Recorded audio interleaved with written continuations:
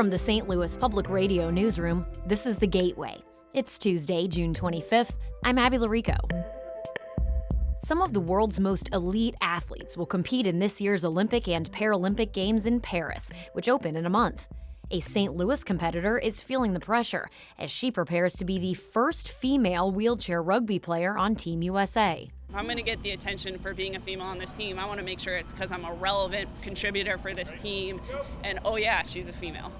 I spoke with Sarah Adam about why she credits our local adaptive sports community with her journey to the Paralympics and what it means for her and her sport. That's coming up on The Gateway. A plan to forgive student loans for borrowers across the country is on hold after an order from a federal judge in St. Louis. The ruling, released Monday, is in response to a lawsuit Attorney General Andrew Bailey, on behalf of Missouri and 6 other states, filed against the Biden administration's SAVE plan. That's part of the most recent White House efforts to cancel and restructure education debt for millions of borrowers. The plan was set to go into effect July 1st, but the order from U.S. District Judge John Ross temporarily blocks the Department of Education from forgiving any loan balances. It coincides with a similar order a Kansas judge also issued yesterday. In the Missouri lawsuit, Bailey calls the plan an extraordinarily expensive example of presidential overreach. White House spokesperson Karine Jean-Pierre issued a statement strongly disagreeing with the rulings and defending what she says will be continued efforts to repair the student loan system. The Archdiocese of St. Louis has released a long-awaited report detailing its history of enslaving Black people.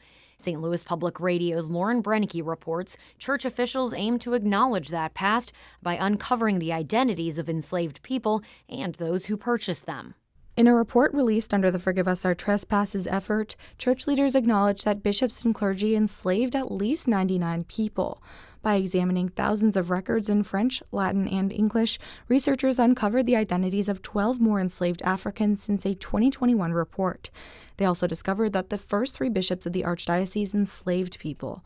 According to the report, beginning in 1827, the bishops purchased at least 46 people. Archdiocese officials released the second report during a procession Saturday aimed at remembering people killed during the transatlantic slave trade.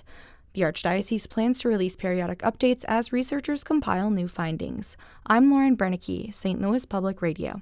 Fewer children in Missouri lived in high-poverty areas in 2022 compared to before the pandemic, according to the latest Kids Count data.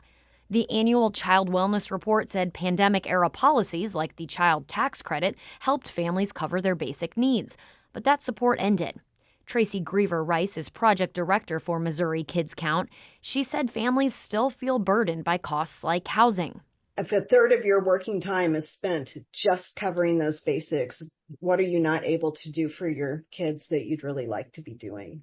In Missouri, nearly a quarter of children live in households where families spend more than a third of their income on housing.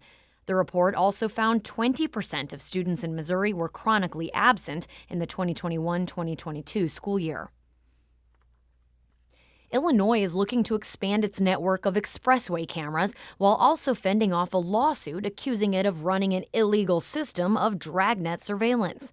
Capital News Illinois reports lawmakers allocated $7 million to expand the automated license plate reader program this year to at least 6 more counties, and as many as 18. That includes Madison County in the Metro East. But the Liberty Justice Center, a libertarian legal firm, filed suit over the program in Chicago federal court last month. It claims the monitoring program violates people's constitutional rights by monitoring them every day without any reasonable suspicion that they've committed a crime. State police this week said the program has helped it identify a suspect or witness in 82% of highway shootings this year, and shootings are down 42% since last year. Heat index values could top 105 degrees in much of our region today. Continued high temperatures this week could pose a variety of health risks. Brian Curtis is the vice president for medical specialties at OSF Healthcare. He says the focus during periods of extreme heat should be on prevention. Making sure that you're hydrated prior to getting out into the weather, making sure that your clothing is appropriate, and then really trying to detail what your goal is when you go out into the weather and then why you're doing what you're doing. Okay, some helpful reminders. If you have to be outside, Curtis recommends using a buddy system, dressing light, and wearing a hat and sunscreen. Be alert for symptoms of heat exhaustion, like profuse sweating, confusion, and muscle cramps. If you stop sweating, you may be experiencing heat stroke, and you need to call 911.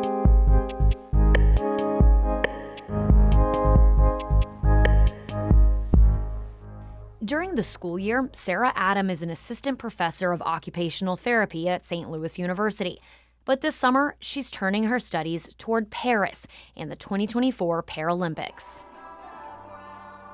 If you've never heard of wheelchair rugby, it might be hard to imagine what it sounds like. On a recent training morning in Maryland Heights, as Sarah Adam raced through obstacles and hurled ball passes and collided her chair into another, it sounded like a girl power playlist, with an occasional burst of heavy metal. Yep. Adam officially made the Team USA Paralympic roster this summer. Rookies are half the team, but she's the only woman. As soon as they saw me take a hit or give a hit, I think they realized, all right, she's here to play. If you've never seen wheelchair rugby, and you can only picture the game that's kind of like American football, wheelchair rugby isn't all that far off, at least in intensity. Two teams go 4-on-4 wheeling down a basketball court, working to get a ball across a goal line. In the Paralympics, players are quadriplegic. So we have impairment in 3 out of our 4 limbs. Like the other kind of rugby, though, physical contact is essential.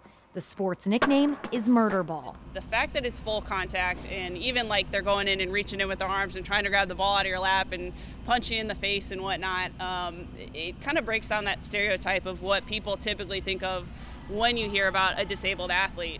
If you didn't know Adam's story, you might think she overcame an injury or a lifelong disability like many other adaptive sports athletes.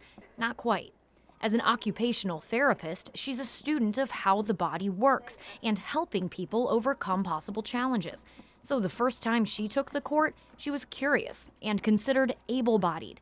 Really exciting to watch, but I loved learning about the chess match and the strategy and how to utilize these people with disabilities in sport. And so absolutely fell in love with rugby and joining that community. And it wasn't until maybe a year and a half later that I started having symptoms of multiple sclerosis. MS attacks the central nervous system and manifests in different ways, often causing mobility issues. Now Adam is in a wheelchair off the court too, and her condition is relapsing and remitting. Symptoms can be manageable one day and debilitating the next. Little physical changes in my body can really set off some MS symptoms, and so I have to be really mindful of what's going on in my body, listen to it, take care of it. And that makes even the most regimented training plans complicated. As much as you kind of want to push that aside and not think about it, not understand that that's your reality, but we adjust how I'm playing and my role on that court depending on how my body's feeling, and we kind of do the same thing with day-to-day training. If you think that means taking it easy, 7. not even close. Oh, go! It's murder ball, remember? Here's her trainer, Brett Kelly. We even specifically put in what we called our Hell Week to basically push her as hard as we could for a week and really see how that body recovers. And that would really give us data on how we can push her and how the coach can utilize her on the court as well. She and her teammates are mostly preparing for Paris from afar, but Adam can see the high stakes from here.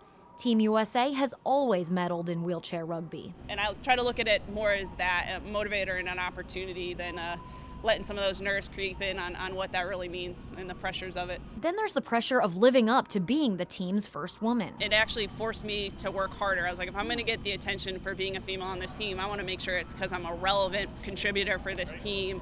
And oh yeah, she's a female. Adam knows she's part of something bigger happening with women in sports right now, that her success is teaching more people about what wheelchair rugby looks, feels, and sounds like. But she says she doesn't want to hear herself or her teammates called an inspiration because of their disabilities. I think we're just out there competing and being an athlete and doing what we love and doing it at a high level. And I'm an elite athlete first. I have the disability second. But she's always down to hear a good pump-up song. I lose count when I'm singing. Our Brian Moline edited that piece. Paralympic wheelchair rugby competition starts August 28th.